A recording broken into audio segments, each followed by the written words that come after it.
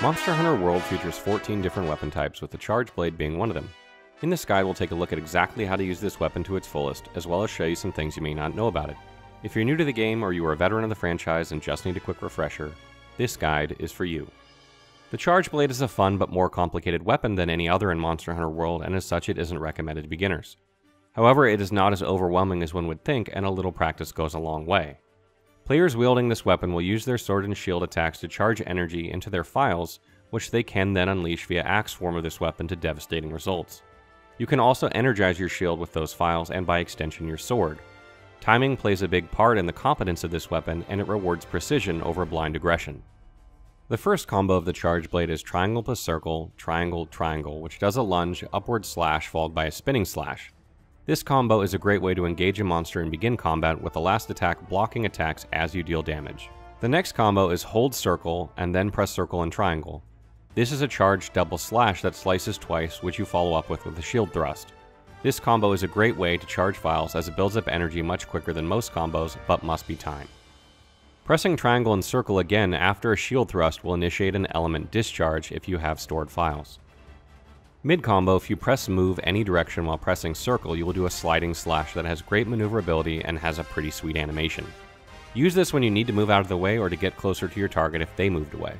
R2 plus circle will charge your files if your charge gauge is yellow or red.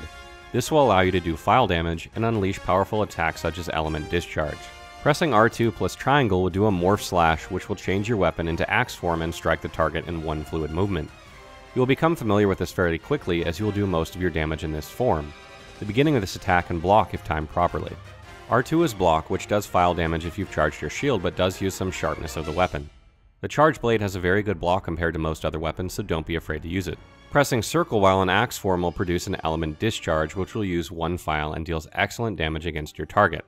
However, this attack has a lengthy windup, so be sure to time it properly. Press circle plus triangle while in axe form to perform an amped element discharge, which will deal massive damage. Try to use this when monsters are down, as they can't move out of the way or disrupt you. During amped element discharge, which has a long windup, press R2 to transfer your stored files into your shield instead. This will make your shield glow red, making your blocks deal damage should you be struck. This red shield will turn amped element discharge into super amped element discharge, which does increase damage but will drain all of your files when used. You can cancel a super amped element discharge into an element discharge by holding back and pressing triangle. If you press R2 plus circle while holding triangle when your shield is red, you will do a condensed element slash that will enhance your sword attacks for a period of time with your file effects. When blocking an attack, the guard reaction can be chained into a morph slash, an axe amped element discharge, or various other attacks.